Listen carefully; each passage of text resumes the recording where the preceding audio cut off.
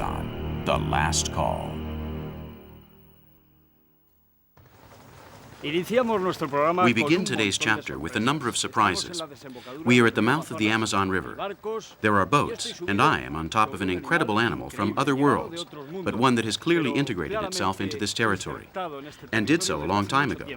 This is our last program of this series, and our last journey through the Amazon River, riding on the back of a buffalo.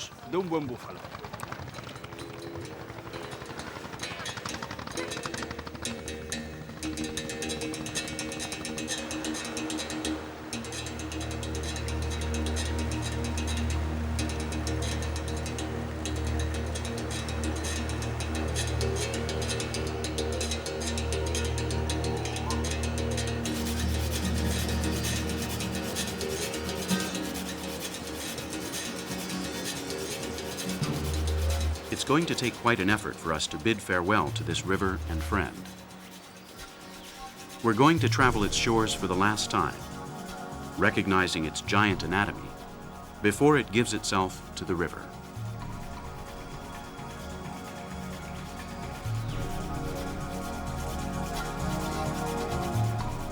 The Amazon River dilutes itself here in Marajó, in the Atlantic Ocean that changes it, that waits to be touched by its sweetness. That is why our last program will take place totally in this remote region of the lower Amazon, so we can attend the spectacle that takes place at the mouth of the most powerful river on Earth.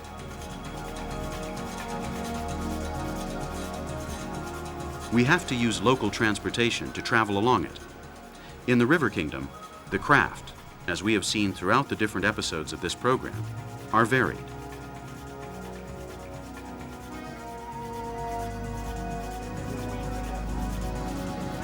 This is one, for example. It's a ferry, similar to our pontoons. That is, a motorized platform capable of transporting people, animals, and merchandise down the river's skin safely and without starts.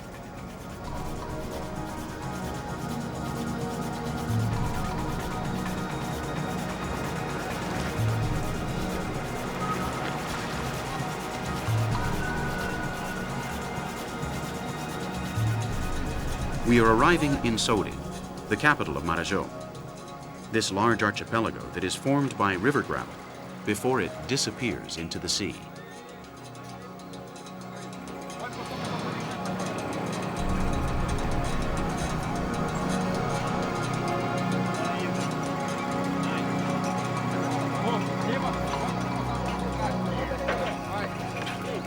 We have been traveling for 6 hours since we left Belém de Pará, and the ocean will not be sighted until we have covered 100 kilometers.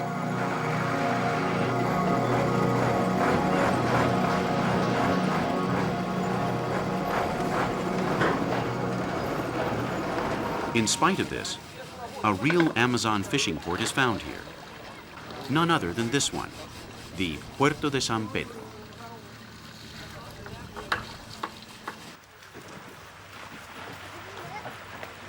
It's not a coincidence that 60% of the Soure population dedicates itself to fishing.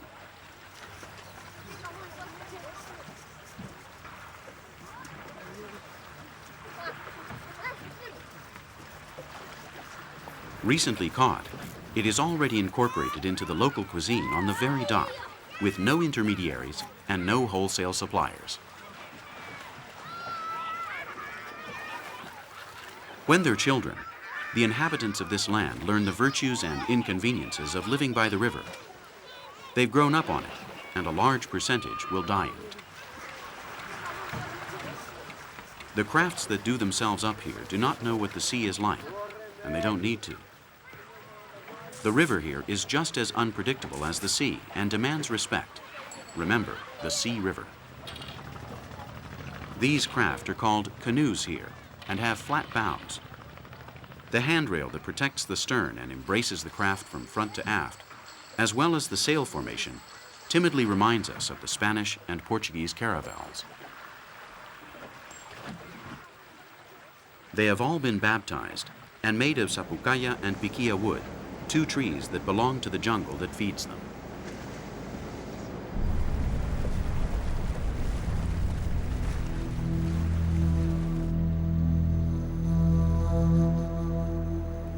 We have come here to discover a few ecological characteristics that give this last stretch of the river its personality. Marajó is not just an island. It is an archipelago that is formed by at least 2,000 sections of marsh, savanna, and jungle. The Amazon Delta, where buffaloes graze at ease, acts as a natural cork of proportions larger than the size of some European countries, such as Switzerland, Belgium, or Denmark.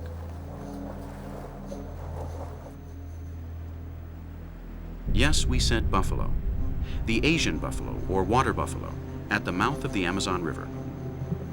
These images could have been taken in India or Southeast Asia, but they are fully Brazilian. This is one of the surprises that this river gives us on our last hours together. Besides beavers, jaguars, monkeys, and jacarés, this river also breeds buffaloes with overwhelming success.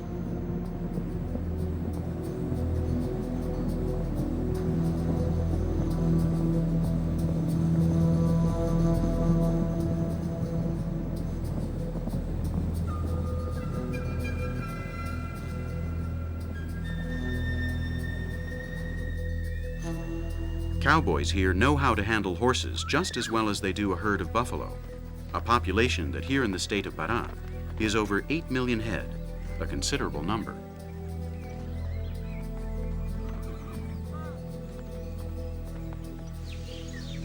Time seems to have stopped, bewitched by the river's potion. Sode is the largest of the islands that shape the Marajó archipelago. And in spite of being a crucial point on the commercial routes that join the Amazonia with the rest of the world, it still hasn't lost its air of timid paradise.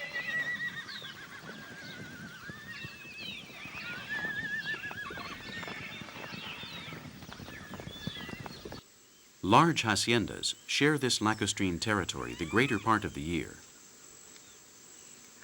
The owner of this one is Eva Maria Daé, in love with this land and a defender of its natural wealth, among which, of course, is included the buffaloes. Vem cá, Rambo. Vem cá, meu filho. Ó, ele estranhou vocês. Vem cá, meu filho. Vem cá com a mamãe. Vem cá, é a mamãe. Vem cá. No one knows for sure when the first Asian buffaloes arrived in this Amazonian territory. Some historians assure that it was due to a shipwreck that was transporting them from India to Recife in 1930.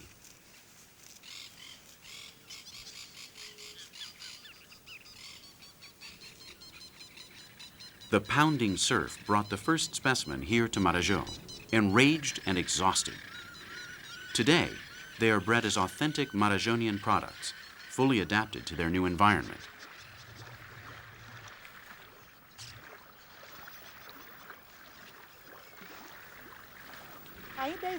Here we have the Muga breed originally from India, and the Yafaraba, which is also originally from India.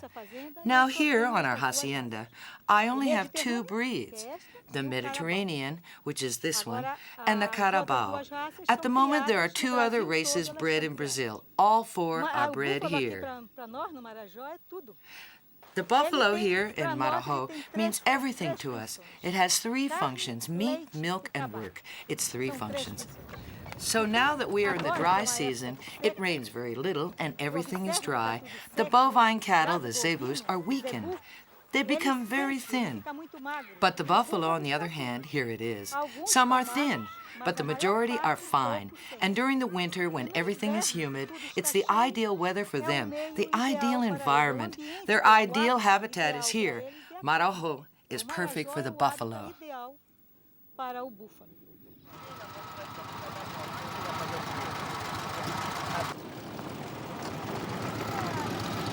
Of Lebanese origin, this woman abandoned her cultivated academic and cosmopolitan life and took refuge in her hacienda, caring for it with words and sensitivity. Every time she meets a neighbor, she conveys her ecological message of respect toward nature. The first people who should value the natural wealth of Marajó Island are its inhabitants. Not much tourism reaches here. Therefore, whatever is preserved will be beneficial for them and their children.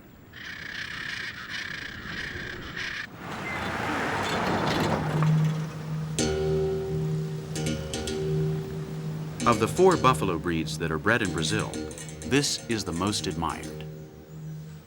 Of docile behavior and horns that can grow up to 3 meters from one point to the other, the carabao is an impressive buffalo that sometimes brushes against the ground with its horns.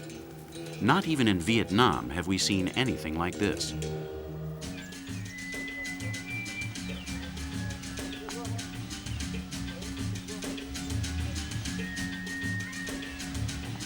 The police officers of Soure prefer the Mediterranean breed for their cruising. Its strength allows them to travel without difficulty through a town that remains flooded 6 months out of the year.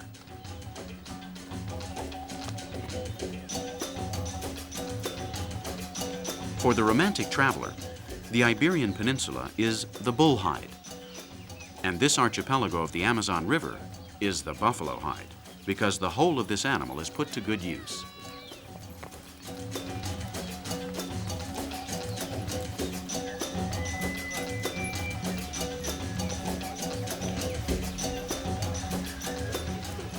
The saddles and even the boots that the officers use are made of its hide.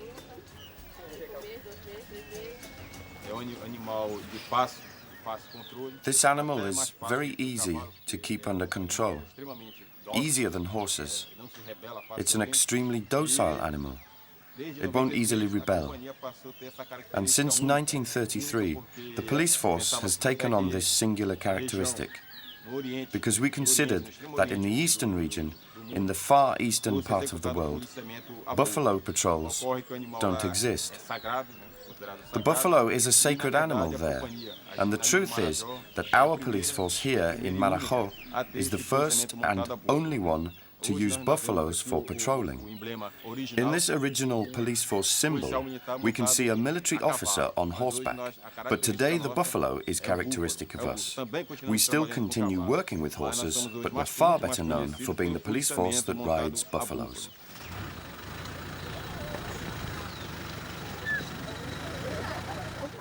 The male buffalo can weigh up to 1,200 kilograms and is a very resistant animal, highly valued by the military police of Pará.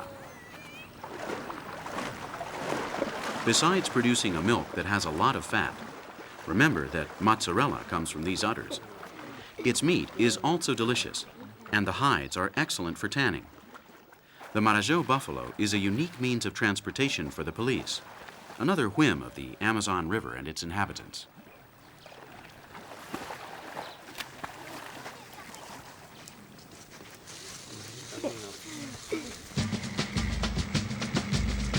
Large distances are covered here in this 149,000 square kilometer estuary by large passenger ships that grow slower with each crossing.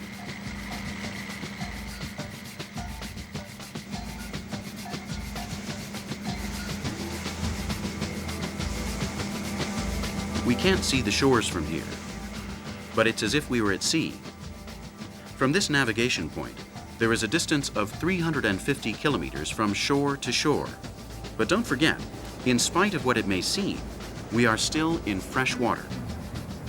The inhabitants of the eastern Amazon spend half their lives on boats.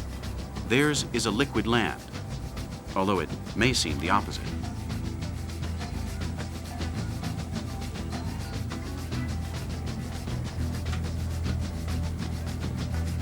The only firm thing here is this global reality. Planet Earth should be called Planet Water. The Amazon River contributes to this by giving 20% of the world's fresh water to the sea.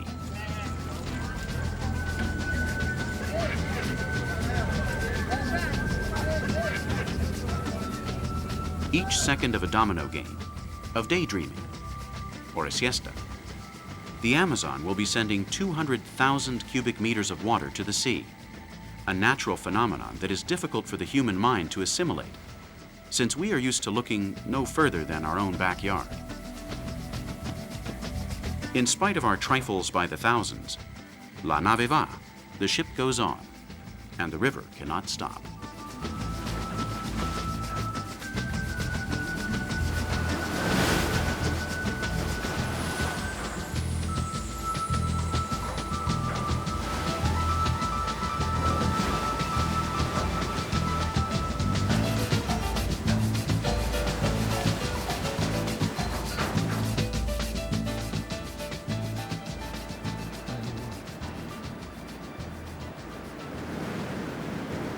little by little, the ocean's presence is noticed.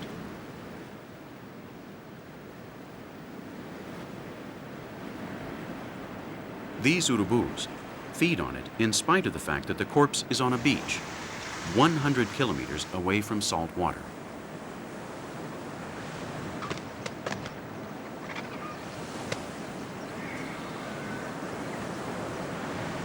Don't be fooled. The waves your eyes are contemplating come from the river. We are still on the Amazon River, but a sea dolphin has come here to die.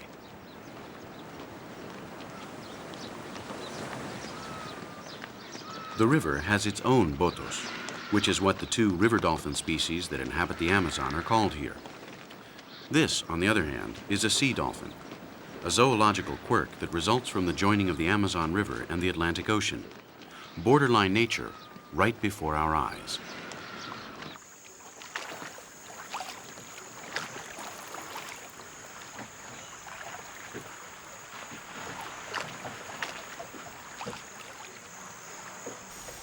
Another peculiarity of this region, a blend of river and sea, is the mangrove swamp.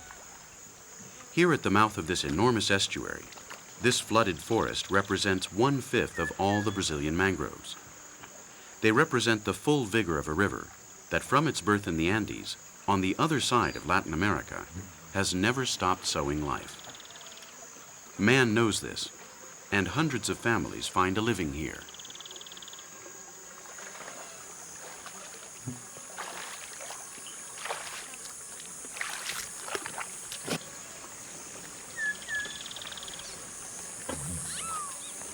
Dirtying yourself with mud up to your ears is unimportant when the reward is the crayfish of the Eucides cordatus species, a crustacean that was eaten, according to archaeological finds, by the inhabitants of this mangrove swamp thousands of years ago, and which everyone calls cangrejo usa.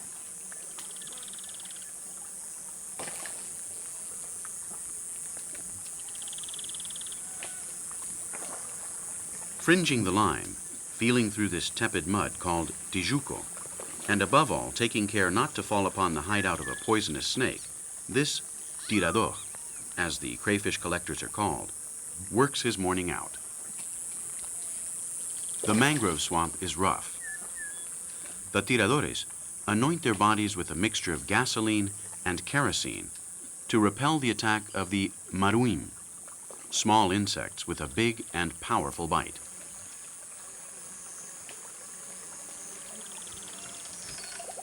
A good tirador can feel the females of the species out by introducing their hands inside their hideouts and checking the way their claws are set. The female crayfish are called countesses and are never captured so they can continue reproducing. Apart from the aforementioned species, others such as the siri are well liked in the regional markets of Vej or Pesu and in Belém de Pará.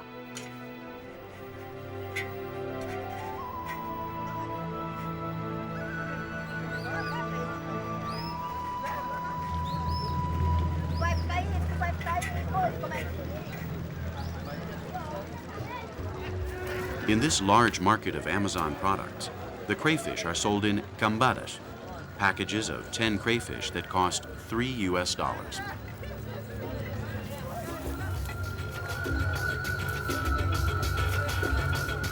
These creatures with an outer space appearance and an earthly taste produce a large amount of money. Official sources from the São Caetano de Odivelas Town Council provide crucial data.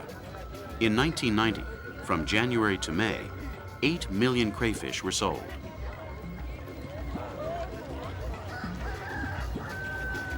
The law currently regulates this overactive business, limiting the seasons during which they can be captured. But only the common sense of the inhabitants of Pará can keep this river's wealth alive.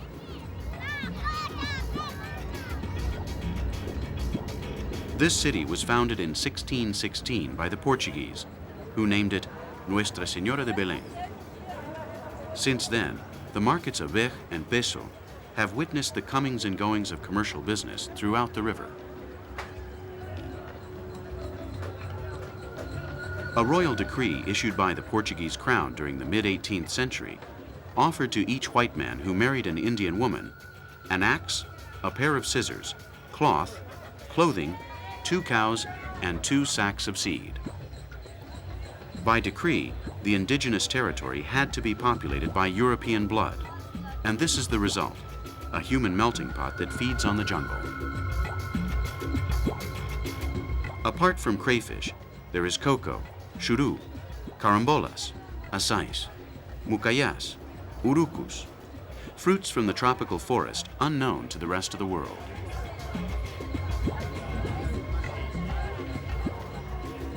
And ancient ointments, like dolphin, turtle, or lizard oil, to calm wild men down. Although it is also used in beverages to wake them up. Yes, you heard right, tropical Viagra.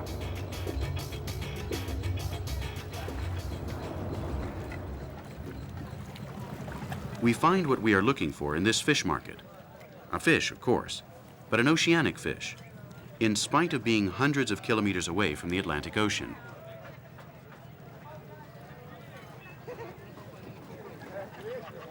Sharks like this one occasionally confuse the Amazon River with the sea and are caught.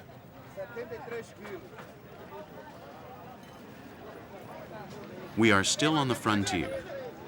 The presence of sharks in the Amazon River is being studied by the INPA in Manaus, and that's where we're headed.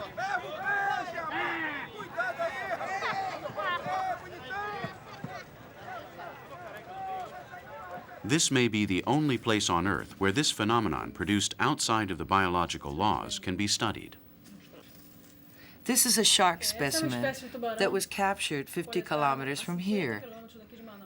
That is 1,500 kilometers away from the mouth of the Amazon River into the sea. This is a sea shark, but nonetheless it was found here in a freshwater system.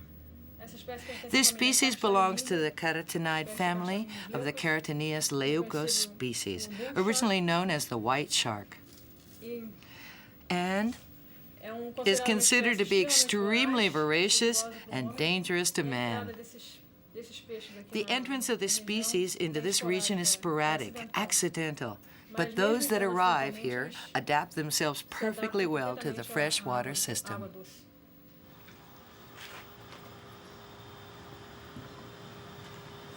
A stroke of luck has us witness a recent capture. In Manaus, a member of the white shark family has just been captured, the sawfish. This is a scientific event of great importance that has just occurred and will continue occurring in these waters, as the doctor reminds us.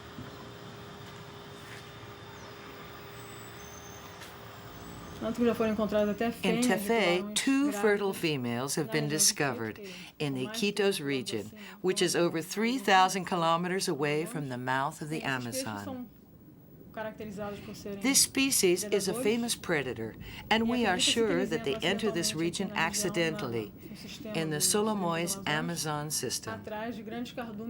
They enter pursuing large shoals of fish, continuing the chase upriver until they reach lakes and rivers of South America, which enables them to enter other water systems as far as Mexico. The year 2000 bid farewell with important data. A scientific expedition finally situated the birth of the Amazon River precisely on the Andine map.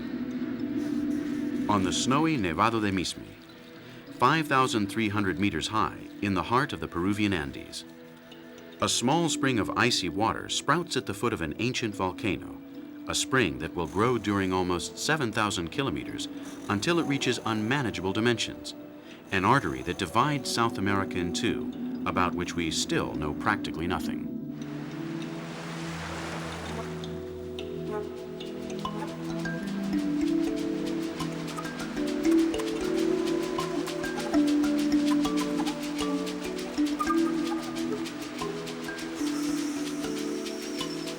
How is it possible for a river to have sea tides? Everything is possible here. The water level of the Amazon in its final stretch goes down to 200 meters.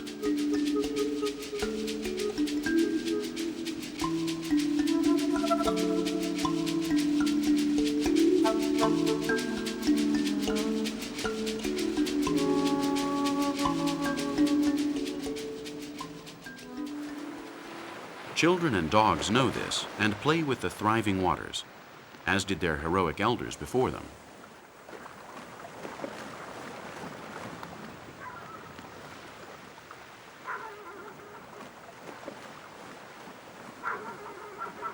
The Syzygia tide is the hydric movement that takes place 3 days before or after a full or new moon. Apart from the floods that come from the intense rainfalls, the Earth and the Moon unite to cuddle the Amazon River.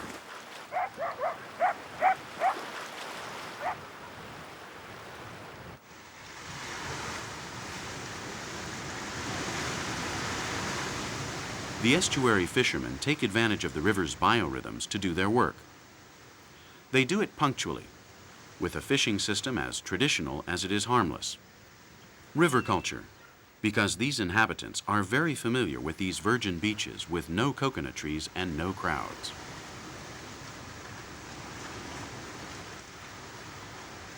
This trap is called a corral and is no more than a labyrinth of sticks and nets that let all the river creatures pass through while the tide is high, later turning into an impregnable wall when the tide goes down. The fishermen just have to repair it periodically and take care not to step on the sometimes poisonous stingrays that camouflage themselves inside the schools of fish. If things are done well, there will always be a reward.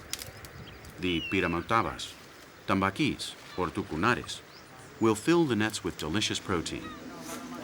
Later, the river moves again, like a living being, like a mother worried about her children's future.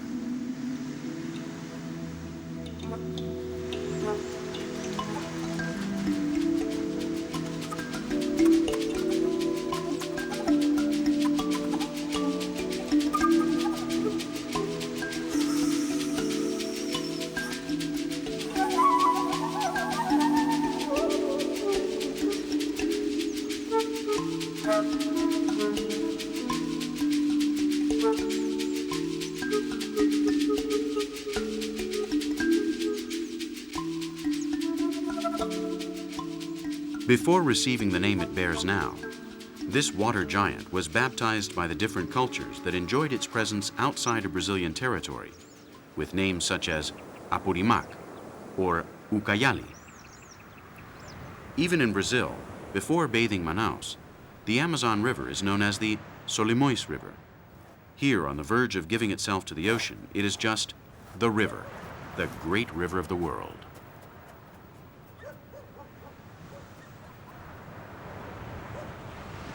The latest estimates registered by satellite have it as the longest river on the planet, with a length of 6,885 kilometers. That is, 214 kilometers longer than the Nile.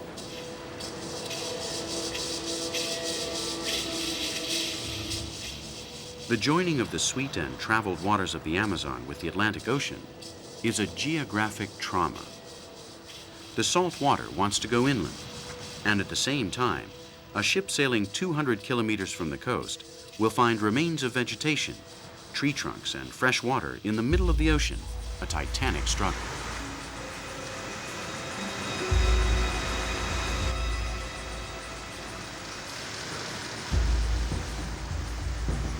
This is the result of that struggle.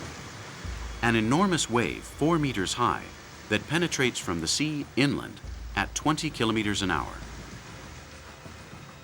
The pororoca, or porok in the Tupi language, rarely filmed, that occurs particularly during the month of April, sowing the peaceful lives of the inhabitants of the mouth of the Amazon River with uncertainty.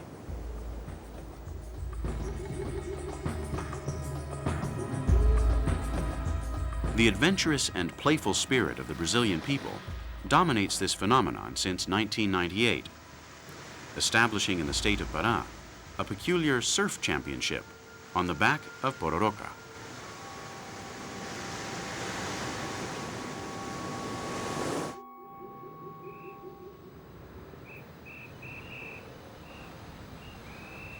Less risky surfing can be enjoyed in Rio de Janeiro. Copacabana is a busy beach where remains of the prehistoric Amazonian culture can be found, although you may find it hard to believe.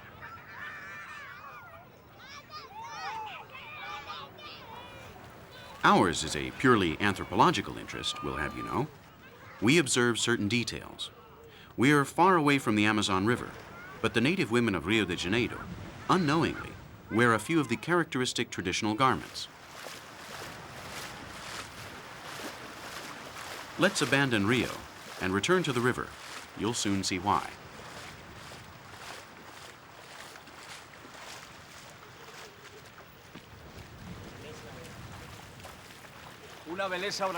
A Brazilian beauty, a beautiful woman. Beauty here in this beach that is at the mouth of the Amazon River has been strutting itself for many years, hundreds of years, among other things, with this garment, the tanga. She's wearing it, and don't think it's a modern-day garment. On the island of Marajó, archaeologists have discovered the Marajoara tanga. I have here an exact replica, perfect, just like the ones that women wore around here hundreds of years ago. It's a clay and plant fiber reproduction, which proves that tradition, culture, and dress strolled around here in the Amazon River at the beginning of time. And from there, we have taken these archaeological objects, tangas over 1,000 years old. Modern man thinks he invented everything. Long before the arrival of the Europeans, the estuary Amazon people toasted during the funeral rites dressed in these garments that were discovered in 1959. They belong to the Santarém culture and are decorated with interesting designs. Archaeologists know with accuracy that the Amazon River has been inhabited for at least 12,000 years, testimony to which are these clay tangas, or arrows of primitive quartz.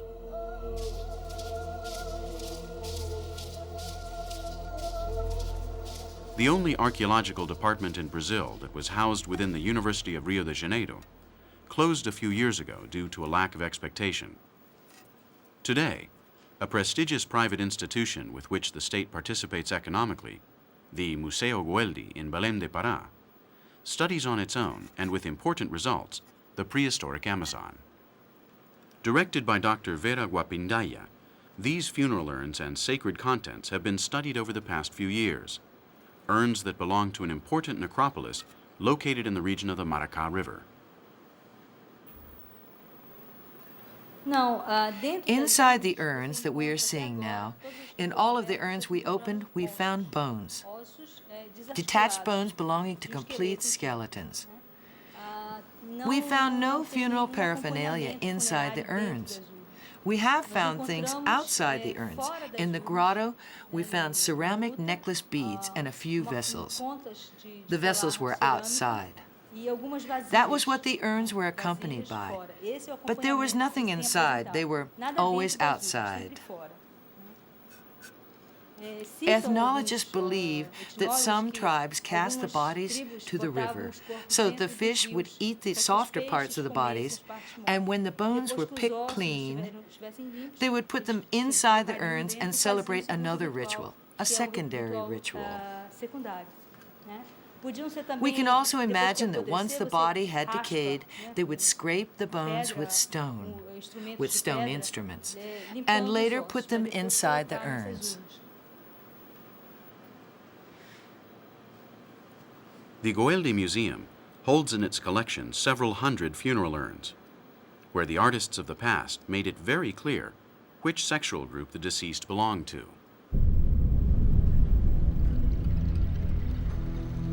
Civilized inhabitants of the Amazon River.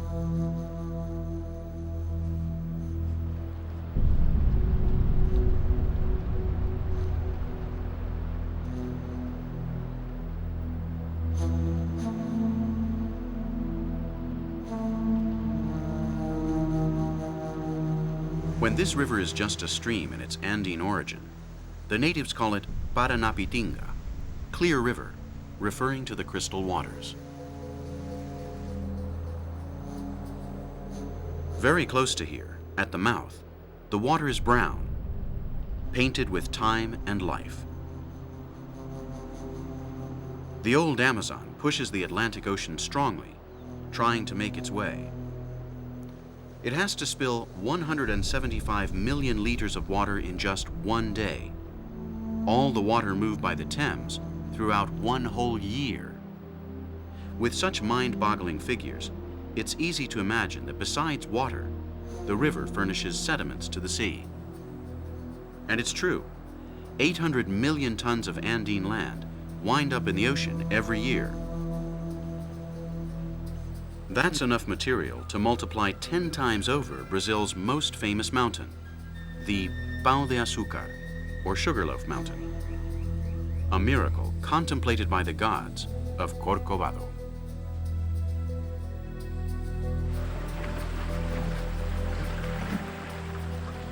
Those of us who have made this series possible for you have not been unaware of this miraculous explosion of life. Believe us, we feel blessed by this river and its graces.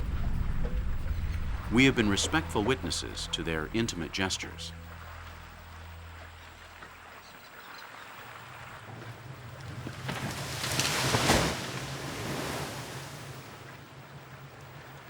And you along with us.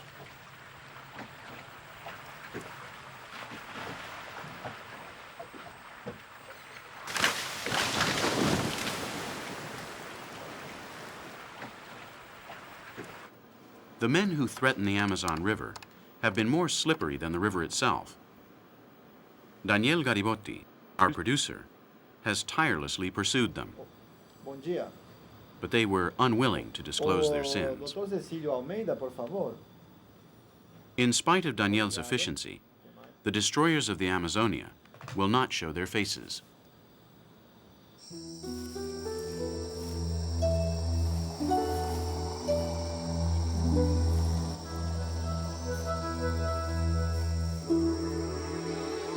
The threatened fauna wasn't as picky. To have them pose for the camera was as difficult as having them stand before a gun sight, but without blood, nor guilty feelings.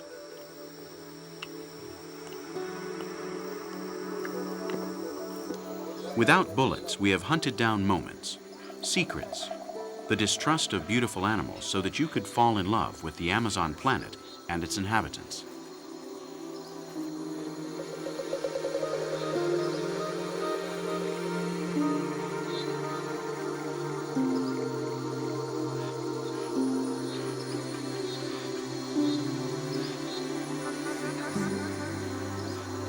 We have become involved so we could better understand the last call of this part of the world where so many things are happening.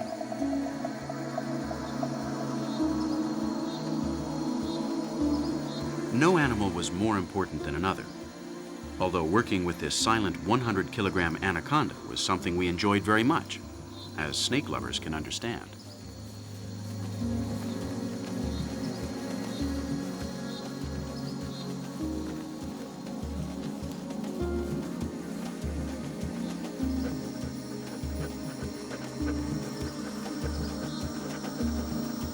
The pet of some military outfit like this ocelot wanted to come out on television, and we let it. Although we did have to insist on our own creative criteria.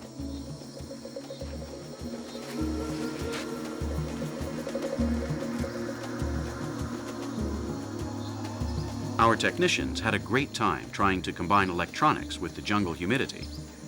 But with patience, vocation, and trade, everything can be resolved. The cheekiness of some has done the rest.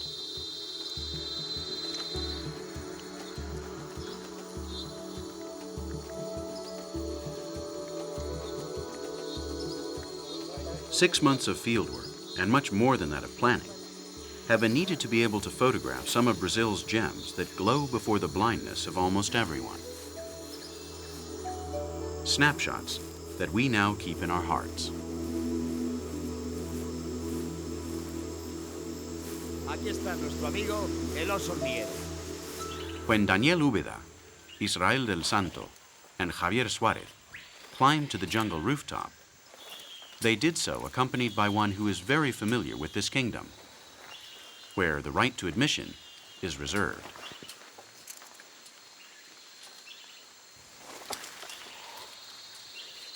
Dr. Tania Sanayotti has been studying the Harpia eagle for a number of years, and our team covered her work at the heights. This is how one of the few young eagles born in the Brazilian Amazonia showed itself.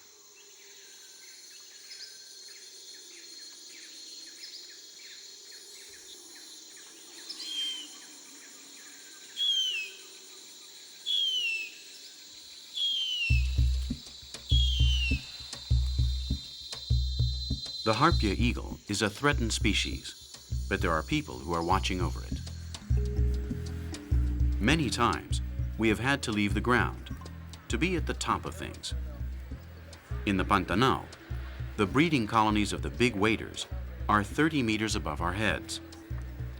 And that's where we went with our cameras.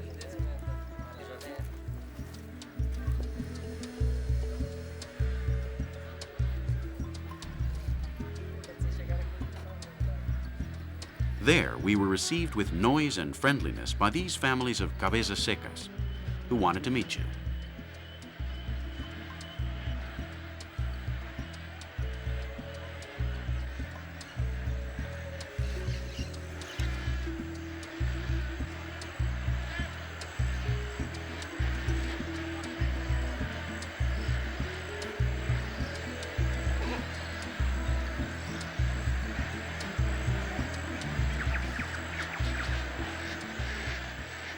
The Brazilian authorities treated us with friendliness and companionship. The members of the SIGs, of the Army of Manaus, were very happy, as were we, the day several jacarés regained their freedom before the close observation of our camera. We traveled with the federal police and the IBAMA through the streets of Rio de Janeiro and Sao Paulo, exposing those who dealt in the illegal traffic of the natural heritage of the Brazilian people. Those days weren't easy. The illegal sale of animals is an important business, and a foreign camera is never welcome among the mafia. The wealth of the Amazon forest is also distributed among the mafia. We were able to see the face of the man who held the chainsaw.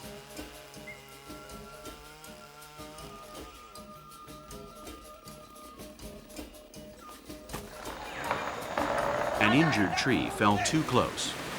Its last lament was a big fright for us. It was not only our intention to make a pretty series. From the very start, it was our intention to share the pains of the Amazon.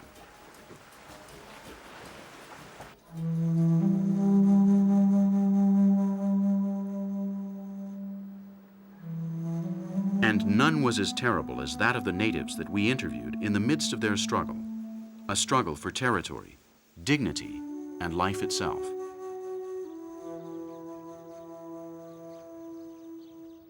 In the Kaiowá village, we felt disgusted for belonging to the tribe that forces them to commit suicide. We saw too many children with lost gazes. Cuando quiera.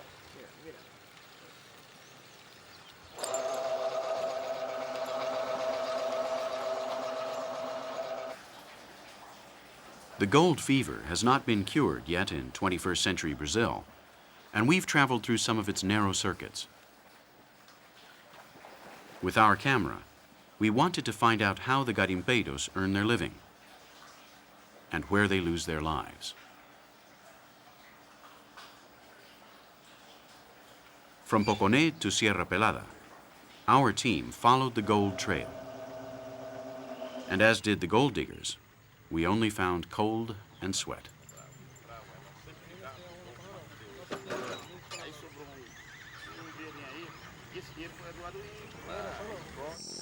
But there was always a hummingbird that could bring the shine back. With water and sugar, Juan Luis was able to get these jewels to look into the mirror of our cameras more than once.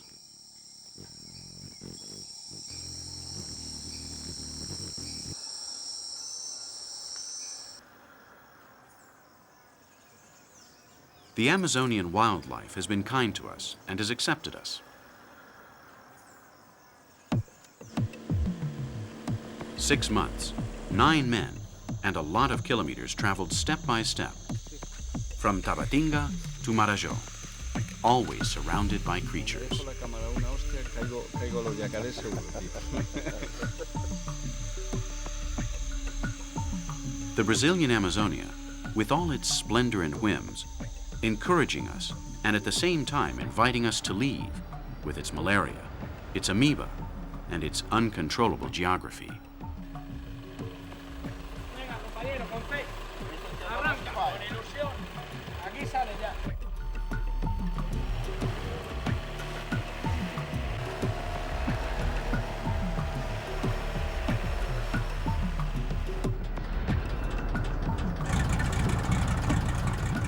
Without leaving Brazil, a country that is 17 times bigger than Spain, one can travel distances as large as all of Europe, and that's what we've done, in all kinds of aircraft. Unforgettable pilots like Walter or Fonseca made us land in incredible places with over 600 kilograms of filming material. Without them, this series would have been impossible.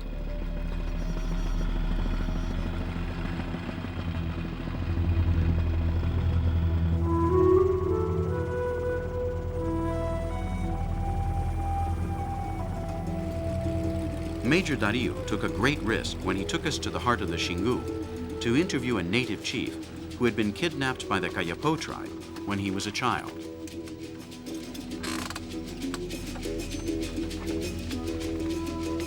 It wasn't a very pleasant visit, but in spite of the prohibition, we were able to steal a few images of this mythical Indian, the Indian as white as a Swiss, Bemotire.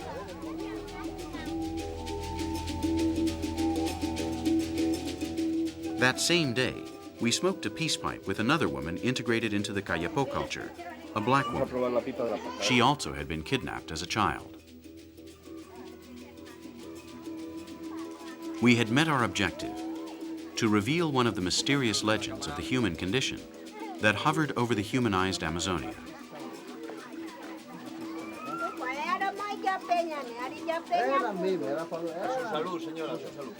The new version of Little Big Man.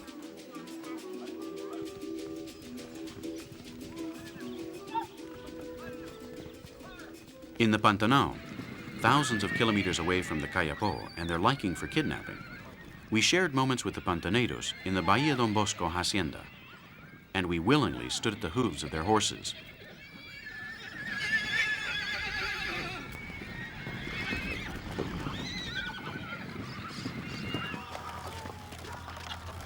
Without hurrying, but without dallying, we traveled in diverse manners, like on the island at the mouth of the Amazon River, Mosquito Island, where we went back in time to when the first European visitors arrived here.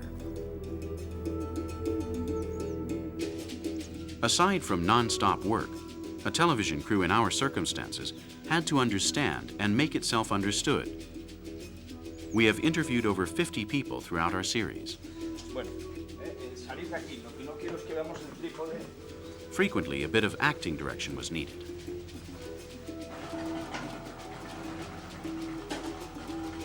Life is hard for these men.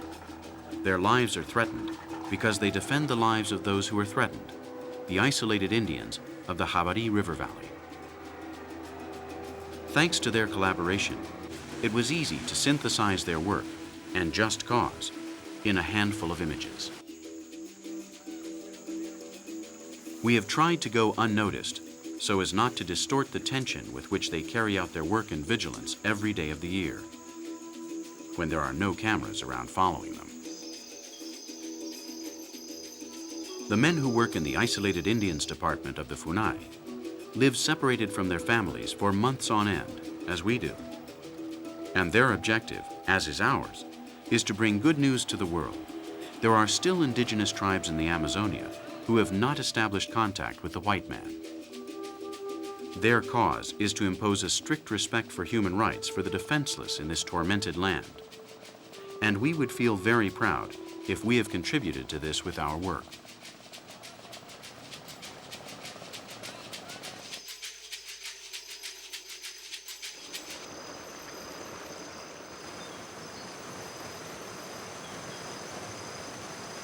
Brazil is a beautiful country, and it has not been a difficult task to depict it as such with our cameras. The diversity of its landscapes doesn't need to stop by makeup. It just has to know how to be at the right place at the right time and move on. In addition, Israel and Carlos, our sound technicians, have listened so the rest of us could hear. In this wild nature, many can speak, but are not always seen.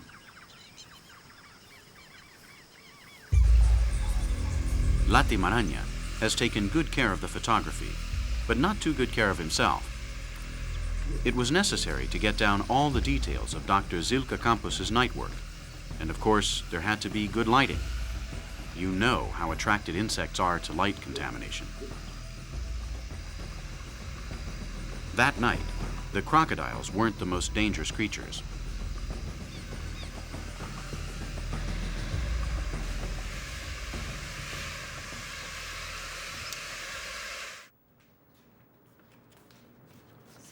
Manuela is an important part of Sidney Pozuelos' team. We owe him the realization of this series and a great deal of his beloved Brazil's ethnological help. Sidney was a friend of ours before this project began, but is even more so now, after having accompanied him for months on his particular campaign. He directs Brazil's Department of Interior Affairs, in charge of avoiding the massacre of the isolated Indians by our society. Pozuelo is of flesh and blood, naturally, but for some strange reason, his nature makes him incombustible. All those of us who inhabit this planet Earth need him, including the Zoe. João Lobato is the man that Sidney has directing the indigenous fortress that protects them. No other white man has gained the confidence and respect of these people like he has.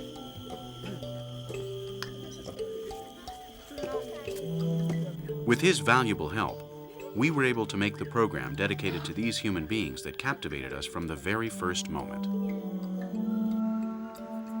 We became of age by their side and understood many things.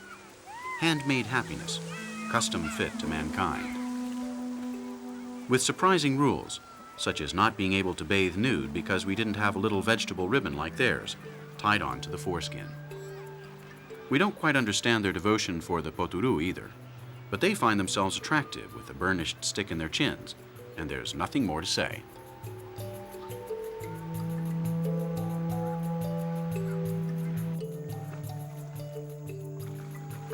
We lived for over 2 months in their paradise, and were different people, without fake nostalgia, feeling proud of belonging to our world, but having enriched it with their lucid sense of understanding.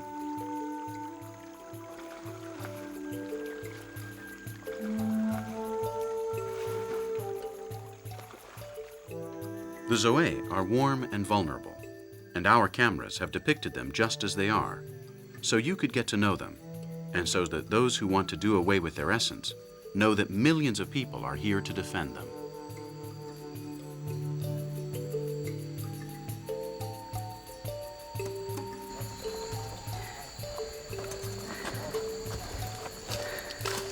Having met them is our best reward. And what have they gotten out of meeting us? All we can say is that after having lived together for a long period of time, we all came away with tears in our eyes. 2 different tribes with one same heart, and this documentary is a tribute to such a profound meeting.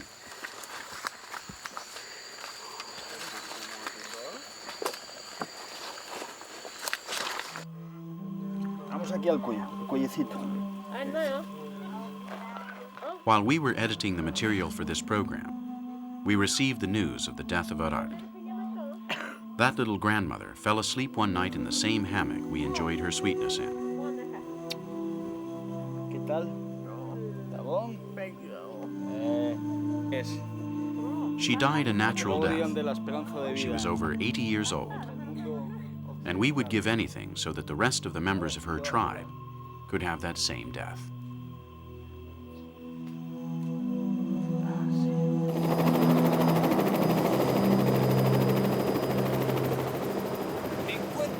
I am on the last small Amazon island. Our journey ends here, so you can enjoy this spectacle, the flowing of the river into the sea. That's why we'll be leaving you on this helicopter, so that you can enjoy yourselves as I have, in this wonder, in this marvelous place. This is quite a photograph to remember. Ciao.